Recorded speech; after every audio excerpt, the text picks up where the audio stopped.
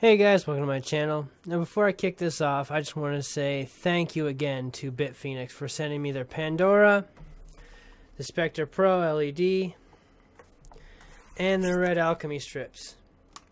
It feels really good to finally have a sponsor for my channel, and I really do appreciate them sending this to me, so thank you Bitfenix. Thank you very much. So that's exactly what this video is about. I'm going to be unboxing this boy.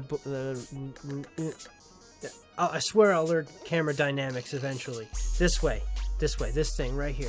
The Pandora, Bitfenix Pandora windowed icon display. That's what I'm unboxing today, so stay tuned to today's Chanley Style.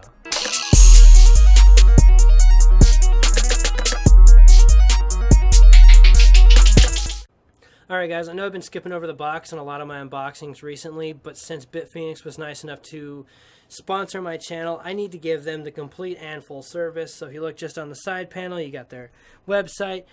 The case is Pandora, so it's pretty straightforward on there. On the flip side of the box, yeah, you've got a short pictorial here. You've got the programmable display, brushed aluminum side panels, supports a 240mm radiator in the front, supports extra long graphics cards up to 350mm, and it also comes with an optional windowed side panel, which this case is supposed to contain.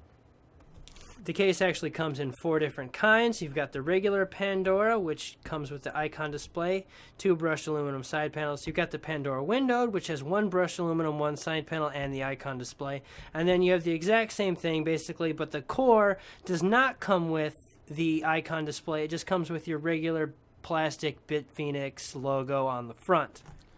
The last panel of the box has vital information about the case. You've got the materials, which are aluminum, steel, and plastic. The colors, which are black and black, or black and silver, which was what this case is. I think the overall color scheme I'm going for is going to be black, silver, and red. You've got dimensions of 160mm wide, so you're going to need to be really careful with aftermarket coolers and non-reference design PCBs, because there's a good chance your graphics cards are not going to fit in the tall direction, but the length direction is not really going to be a problem. Your height is 418mm and the depth is 459mm, so it's actually longer than it is tall. It supports micro ATX and mini ITX. It comes with two spots for 3.5 hard drives and 2.5-inch drive SSDs, or if you're really going to put a laptop hard drive in a computer tower, then anyway, whatever. It comes with 120mm fan on top and 220mm fans in the front. Like I said, it supports a 240mm radiator in the front of the case if you wanted to try water cooling, which I really think this case is only going to support all-in-one coolers, because it doesn't sound like there's going to be enough room to try to cool your GPUs. There are 5 PCI slots in this case, so if you have a large enough motherboard to support all 5 slots, then you're good to go. You have front I/O of 2 USB 3.0 headers and HD audio, and the power supply is a full ATX size. Some of the extras that this case specifically comes with is the Bitfenix icon programmable display, which we'll talk about later, the brushed aluminum side panels, slim design, top, front, and bottom dust filters, which I love dust filters, you guys should know that by now. Supports 240mm radiator, like I already said, optional window side panel, and excellent cable management cutouts in the case, which we will find out once this is actually open. Alright, so for this I'm going to start top down. As you can see, you get the nice mesh filter right here, and I went ahead and measured the case. It's not 160mm, it's more like 157 from door to door. So you need to take that into account when buying your graphics card, and according to the frequently asked questions, the case can only handle up to 134mm graphics card in height. So go ahead, and if you press right here, there's 2 clips, pops up. Dust filter pulls away very nicely, revealing that you have you've got a top fan here and a nice space to insert a hard drive. Alright, because I don't have a mechanical hard drive right now, we're going to go ahead and just pretend this box as a hard drive. It's the same size. It's got the same slotting. Comes in a full-size case with all the hardware in it. So we're just going to pretend that this is the hard drive. So if you see, the holes do not line up. This would be where the SATA ports and the power port would be. It does not line up, so you can't put it in this way. But it does fit in there nicely. Probably plenty of clearance. Actually, yeah, it does look like it'll have plenty of clearance. So I already feel like that is a design flaw. These tabs are not here. The way this is so easy access, I would have liked to have seen some kind of hot swap bay. And with the hard drive right here, your cables are going to drop straight down, and the cable management is going to look like shit. So maybe pay attention to further videos where I try to mod this, cut these out, and drill some holes. I'm pretty sure I can make a hard drive fit. There's enough clearance down here. But anyway, moving along, you've got your, looks like your USBs, your icon display port, your audio port, USB 3.0. Moving on to the front, quote-unquote, front I/O. We've got the power button, the reset button. We've got two USB 3.0s and the headphones and microphone, which are not labeled, but if you look in the book, it'll tell you which one's which. You'll just have to memorize that or get like a label machine. But if you look right here, this is not a camera angle trick. The front panels actually come out away from the case, allowing for plenty of airflow to get in through the vents that are hidden in here for your fans to pull in air, or for your all-in-one cooler to have decent ventilation. Obviously, you'll have to pull off this plastic, but I don't like doing that until the build's done. Helps protect all the shiny. One thing I also want to note is I've heard problems where if you don't hit the button directly in the center, it doesn't do anything. So if they were to like stabilize this a little bit, that would have been a great improvement. Alright, to keep in accordance with the top-down theme that I'm going with right now, the ventilation fan on the back is just over 140 millimeters, and it is about 70 millimeters wide. This easily could have accommodated two 60 millimeter fans. I wish they had put some fan holes in there. Maybe that's something I'll have to add too. I do like the fact that they added this nice little dust cover, or whatever you want to call it, to hide the bolts in the back or help keep dust out, or to maybe even keep from hot air getting sucked back in through some manner of magic. Got the 5 PCI slots, and there are hex tips here, which I cannot turn with my fingers. So that's going to be real interesting getting those out to get the cards in place. And then if you look down here, we got just enough space to fit a full ATX power supply, with really no room to spare top, bottom, or sides. Little rubber feet, which I will get into a little bit later. The side panel window is 170 millimeters wide and approximately 320 millimeters tall, obviously being slightly shorter here, and that is 235 millimeters, leaving you just enough space that you could see your SSD if you installed it here. Now for the meat and potatoes. The case pulls right off. The thing holding it on are these nice little push pins, which I'm curious to see how long that would last, but for right now they hold it pretty securely in place. I actually need to stop and take a moment to address this factor. Along the edges of the side panels, Bitfenix has changed their manufacturing process to round them off slightly. There are no longer any sharp edges, so there's no worry of actually cutting your fingers from these side panels. Just wanted to clear the water. The side panels are safe now. Inside, we've got a nice little magic box of surprises, which I will go over later at the end of the video.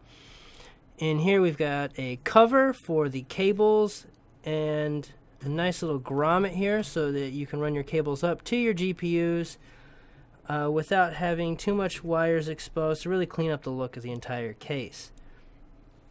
We've got some cutouts here for your 24 pin and your SATA cables, which is nice. One thing that concerns me is between the back of the motherboard case and the side panel is about 5 millimeters of space, so that's not leaving you very much room to run cables behind the motherboard. So you probably want to go with custom cables or flat cables if you needed to get up here to your 4-pin or your 8-pin power cables. So that way they're just not strung straight across the case, because with the side panel, that's really ugly to have that just out in the open. Also, as you see right here, we've got some nice little rubber feet and some holes to mount your SSD to have it out in the open looking very beautiful the way, you know, Bitfenix intended it. Holding it in place is this one little screw. Okay, take it back. There's 2 screws holding it in. Now, through the art of moving magic, we have the screws out. Press it backwards, and the cover comes out very easily for cable routing. Get a nice close-up look of that. Grommets are really nice, actually. Got some cutouts here to help with cable management, which is very nice to see. I love all these little added things.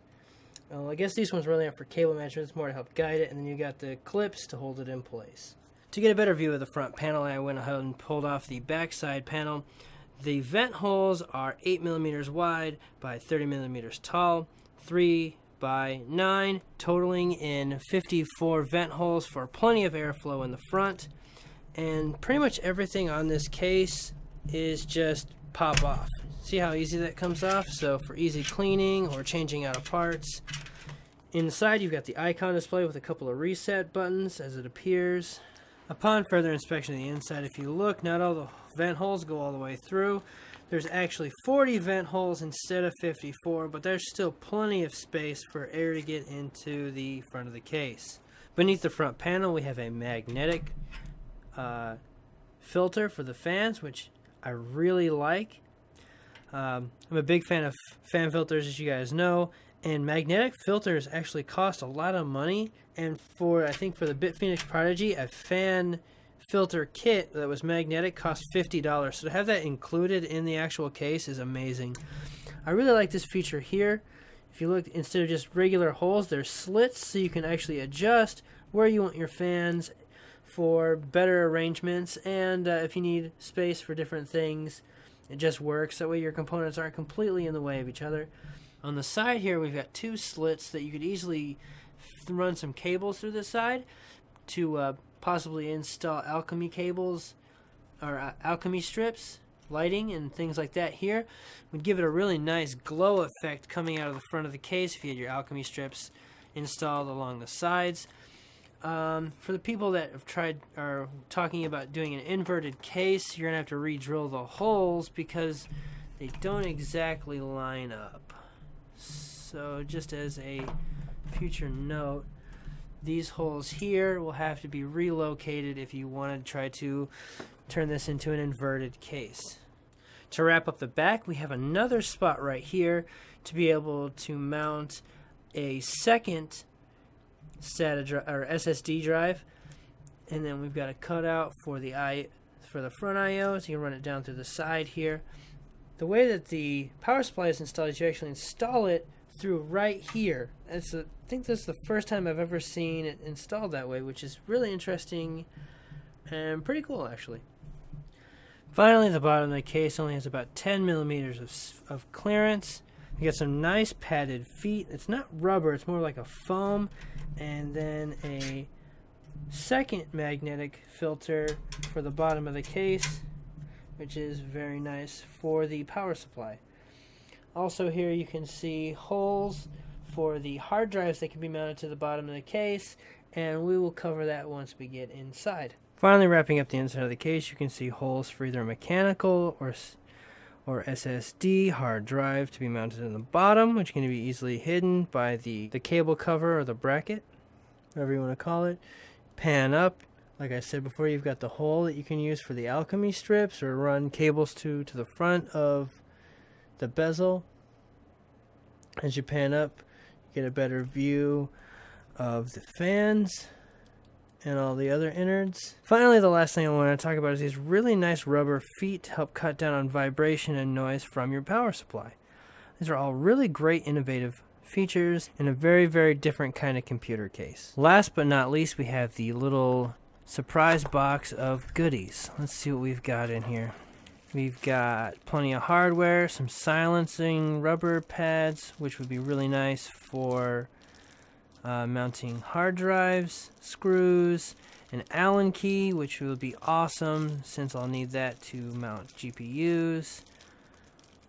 There's standard little tool here, which is for mounting the motherboard standoffs, Velcro, a few zip ties, which I always like to have around. I'm kind of a zip tie freak.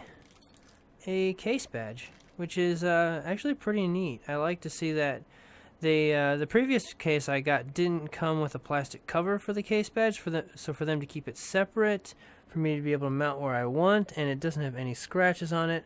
I really do enjoy that they gave us the option of having it or not, because with the icon display, you kind of don't need it, but I'm pretty sure I'll find something I can do with this. Alright guys, thanks for tuning in to my in-depth unboxing of the Bitfenix Pandora. For some upcoming videos, I'm going to be doing the icon display demo, a comparison in size for like consoles, full-size computer cases, and I'll even compare it to the Prodigy. I'm going to be doing a cable management tutorial, possibly some mod videos if I decide I want to like slam a hard drive in the top of the thing. If you have any other questions about this, or things you'd like me to talk about or do follow-up videos for, please leave your comments down below. Give me a thumbs up on the video.